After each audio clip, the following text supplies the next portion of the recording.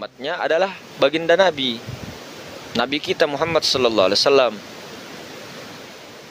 Jadi tidak bisa dikatakan nurnya Nabi Muhammad lain, nurnya kita lain, tidak. Kalau mengatakan seperti itu, lain semuanya, banyak sekali nur Muhammad itu. Padahal nur Muhammad itu satu, Ji. Dari sejak Nabi Adam, sebelum Nabi Adam, sebelum surga malah itu nur Muhammad. Karena surga, neraka semuanya itu tercipta dari nur Muhammad. Tua betul itu nur Muhammad. Karena di alam wahdah, dari alam ahadiyah, dari alam persembunyian, zatnya itu menyatakan dirinya kepada Nur Muhammad. Nah, sampai sekarang itu Nur Muhammad tidak akan pernah musnah. Bahkan di hari kiamat pun Nur Muhammad tidak musnah. Siapa yang mengatakan Nur Muhammad itu musnah? Siapa? Kalau Nur Muhammad yang zohir ini, ya ini alam semesta ini akan musnah. Tapi Nur Muhammad yang kodim, siapa yang mengatakan bahwa ruhani itu musnah? Sampai kapanpun ruhani itu tidak pernah mati, tidak pernah musnah, tidak pernah hancur, tidak pernah. Bahkan kiamat pun tidak akan hancur. Salah itu kita kalau mengatakan bahwa ruhani hancur, karena itu sifat Allah, urusan Allah. Tapi ketika jiwa ini tidak mengkoneksikan dengan ruhaninya, dia tembus ke dalam sampai ke sir. Dia tidak koneksi ke situ, dia cenderung ke jasad. Nah, itu namanya nafsu terus, nafsu ananianya timbul terus. Sehingga kelihatannya kita beribadah, kelihatannya kita beramal, tapi nafsu. Oh, berarti orang itu harus menghilangkan nafsu, Mas? Bukan. Nafsu di sini maksudnya nafsu amara, lawama, sufia.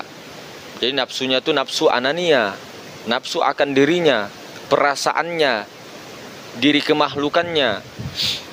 Sehingga inilah yang menyiksa dirinya, berangan-angan melewati batas ajal ketentuannya.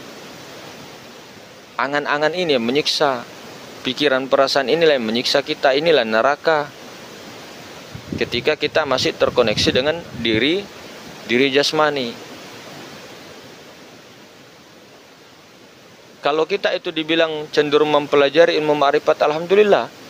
Karena ini dasar, jangan selalu dikatakan bahwa ma'rifat ini ilmu tinggi, ilmu dasar. Ilmu dasar, pondasi. Dasar itu, makanya syariat thariqah hakikat ma'rifat itu tidak bisa dipisah, tidak bisa dikatakan ini dulu. Tidak bisa juga dikatakan dipisahkan. Kita belajar ma'rifat dulu terus, nanti syariat. Tidak, bergandengan semua itu. Karena kita bukan hidup di zamannya Nabi. Zamannya Nabi ma'rifat dulu. Maksudnya bagaimana, Mas? Ya artinya ketika kita sudah terlanjur sudah syariat, ada sudah thariqah hakikat ma'rifat, keempat-empatnya itu kita jalankan pelan-pelan. Jalankan pelan-pelan. Jangan kita tinggalkan syariat, kita ma'rifat dulu. Jangan. Itu menurut pendapat kita. Kalau pendapatnya mau, ya silakan, tidak jadi masalah kan juga. Artinya kita tidak memaksa juga kan. Tidak mengatakan antum salah, kita yang benar, kamu salah, enggak. Dan dari tadi pun bicara sendiri. Kita ini bicara sendiri. Tidak ada niatan untuk mengajak orang. Dakwah itu mengajak diri sendiri, bukan mengajak orang. Meskipun harapan kita kepada keluarga kita, kepada anak istri kita, tetap kita itu bicara kepada diri. Telinga kita paling dekat dengan diri kita daripada orang. Kenapa kita tidak niatkan ke diri? Oh, berarti tidak boleh berdakwah, Mas? Begini. Tidak boleh bertablik, Mas. Dakwah tablik misal, dakwah atau mengajak atau menyampaikan sesuatu, itu meskipun di depannya orang, tapi niatnya ini jangan kepada orang itu. Saya dakwah, saya bertablik menyampaikan sesuatu, saya ceramah ini supaya orang itu dapat hidayah. Oh, tidak begitu. Supaya kita kan mentang-mentang kita punya ilmu, mentang-mentang kita punya ini itu kerisauan dan sebagainya. Kita niatnya memperbaiki orang, wah salah. Kita niat untuk mengajak orang, ya diri kita ini yang diajak. Diri kita ini yang diceramai. Tapi di depan orang, tanpa niat orang itu ikutkah tidakkah itu terserah. Tidak bisa kita mengatakan harus. Baik. Ikut tidaknya terserah, mbuh karepmu. Ngono kuwi nek bahasa Jawane. Nah, hadirin mungkin Allah Subhanahu wa taala, bagaimana kita fokus ke diri. Islah diri. Mau dihina, hina diri. Jangan hina orang. Kita kan selalu keluar. Daripada hina orang, mending hina diri. Hina diri tidak dosa. Hina diri bukan suatu kesalahan. Menghina diri itu adalah suatu kesolehan yang sangat besar. Mengakui bahwa kita itu salah tempatnya, hilaf, bodoh dan sebagainya. Itulah sangat luar biasa. Itulah ciri-ciri orang yang telah tajalli Nur Muhammad pada dirinya, mengakui kesalahan dirinya, tapi dengan kesadaran bahwa tetap juga yang memperbuat adalah af'al Allah. Tapi jangan diucapkan. Sadari dalam ini, akui kesalahan bahwa itu saya yang salah. Akui saja, tapi paham juga dengan tauhidul af'al. Karena kalau tidak paham, nah lain lagi itu bergerak sesuatu berarti kita yang bergerak. Nah itu. Jadi ada dua di situ, suhud batin dengan suhud zahiriyah. Harus dua ini beriringan, Pak. Jasmani rohani itu tidak bisa saya pahamnya luar saja, dalam saja, tidak bisa, beriringan.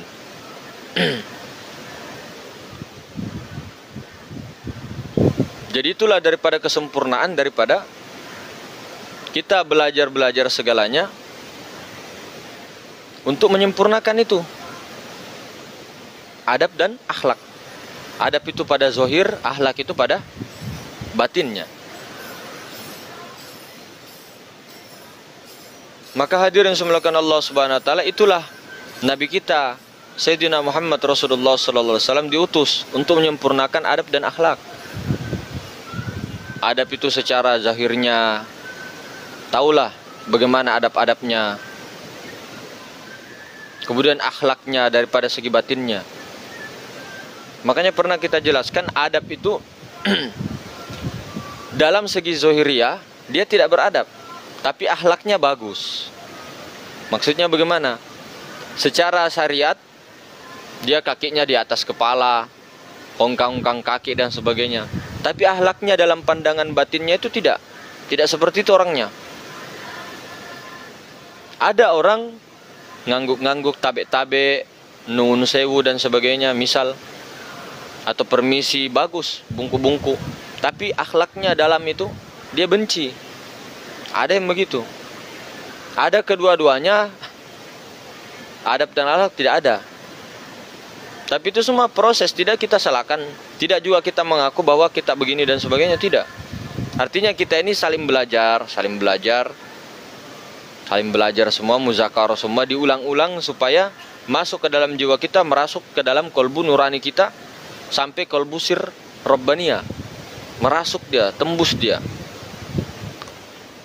Tidaklah kita terhijab akan perasaan kita saja, yang selalu merasa ini, yang sangat luar biasa. Kapan kita merasa? Padahal kita tidak pernah mengatakan bahwa saya hebat. Tidak pernah kita mengatakan. Kapan kita merasa? Kalau kita lupa, itu merasa itu. Kalau kita lupa dalam kesadaran, itu merasa. Meskipun mau amalan kita la qadirun la muridun wala hayyun wala alimun, tapi dalam praktek kehidupan begini kita berbicara, meskipun itu bicara kebaikan, tapi tidak dalam kesadaran Nur Muhammad kah, kesadaran Allah kah, itu yang dimasuk kesadaran tercela. Itu yang dimasuk rasa makhluk tercela. Itu yang dimasuk rasa iblis. Nah ini dalam pandangan hakikat ya. Kita melihat dari tadi misal, tidak memusyahadahkan kepada Allah. Tidak sadar bahwa Kaunuhu basirunnya Allah. Ini orang terhijab. Biar ilmunya sampai ma'rifatnya tinggi, kitabnya sampai tebal, sampai bagaimana. Seperti apa? Kama salil himar yahmilu asfaro. Seperti keledai-keledai yang membawa banyak kitab. Tapi praktek Kediri ini yang istiqomahnya yang sangat-sangat luar biasa. Makanya ada latihan zikirnya la ilaha illallah untuk tazkiyatun nafs. Ada zikir Allah, ada zikir hu Allah, ada zikir ada zikir aiu, ada zikir dan sebagainya. Ada solawat ini, ada kholwat ini, ada uzlah ini. Untuk latihan. Ada perintah solat 5 waktu untuk latihan semuanya. Tapi ketika sudah mahir di dalam latihan itu, jangan tinggalkan kendaraan. Karena thariqah itu bukan hanya suatu jalan, tapi betul-betul kendaraan. Ketika tiba di suatu tempat, lepaskan kendaraan. Tapi ya kita mau pulang lagi. Habis naik gunung, ya pasti turun. Masa naik gunung di atas terus di gunung? Orang-orang sebagian kan begitu. Sedikit saja yang naik gunung, tidak turun gunung. Sedikit. Rata-rata orang yang naik gunung itu turun. Lihat pendaki-pendaki di Gunung Sumbing, Gunung Lawu. Rata-rata bawa tas. Rata-rata bawa motor, kendaraan semua. Disimpan di bawah, tidak mungkin mau dibawa naik di atas gunung, di puncak gunung itu.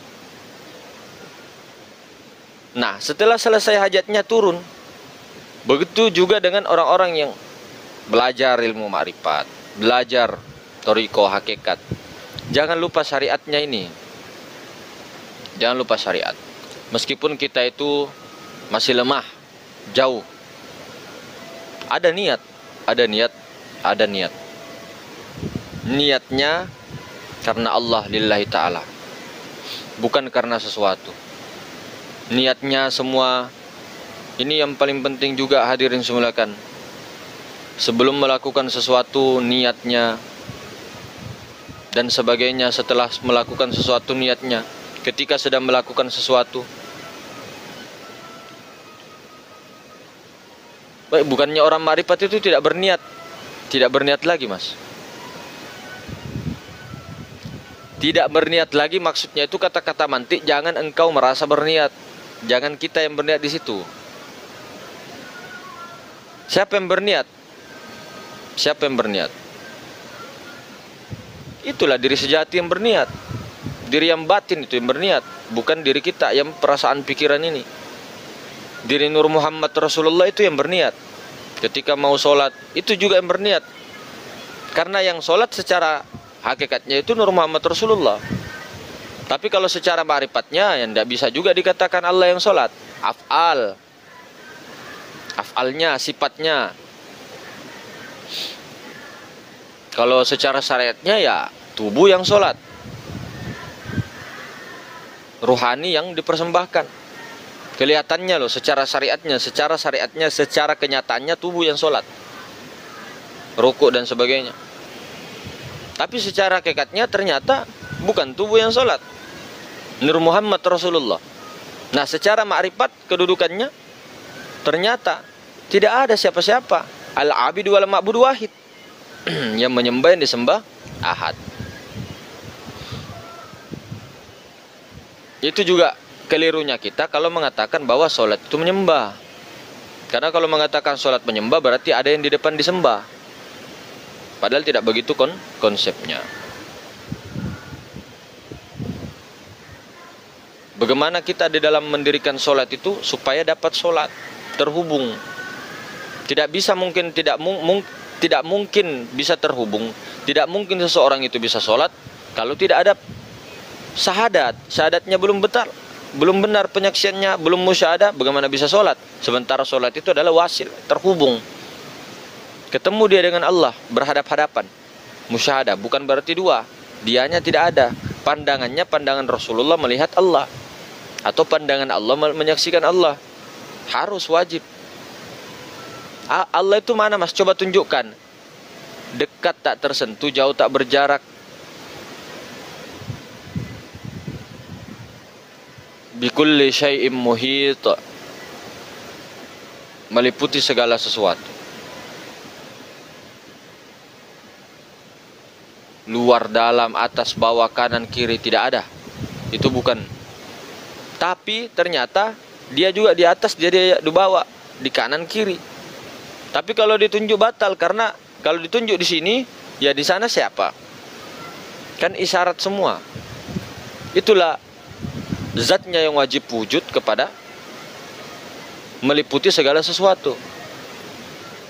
Kalaupun yang sesuatu ini wujud, tapi wujud bayangannya juga, kan tidak ada juga itu. Namun di dalam pandangan syariat kenyataan, ya ada. Adanya makhluk, adanya dalam pandangan kita, tapi dalam pandangan Allah tetap tidak ada. Makanya tidak boleh kita mengatakan bahwa wahdatul wujud itu mengatakan bahwa alam semesta itu wujud Allah. Hati-hati. Hati-hati. Jadi kalau memandang alam semesta mengatakan wujud Allah, tetap hati-hati. Tapi kalau di dalam ini mas, ada memandangnya itu tetap memandang alam tapi tembus ke Nur Muhammad, ya itu yang benar. Dia memandangnya Nur Muhammad, bukan kepada makhluk. Nur Muhammad yang kodim ini Ahmad Rasulullah, Ahmad Ruhullah, bukan Nur Muhammad yang zohir. Karena Nur Muhammad ini ada awal, akhir, zohir, batin.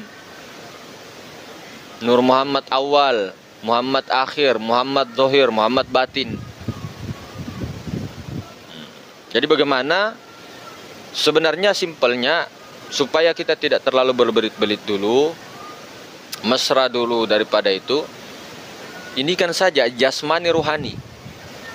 Jasmani dengan ruhani. Bagaimana jasmani ini ikut ruhani? Bagaimana ruhani ini ikut Allah? Koneksinya. Bagaimana diri jasmani ini melebur kepada diri ruhani? Ikut kesadaran ruhania. Kesadaran ruhani ini kesadaran Muhammad Rasulullah.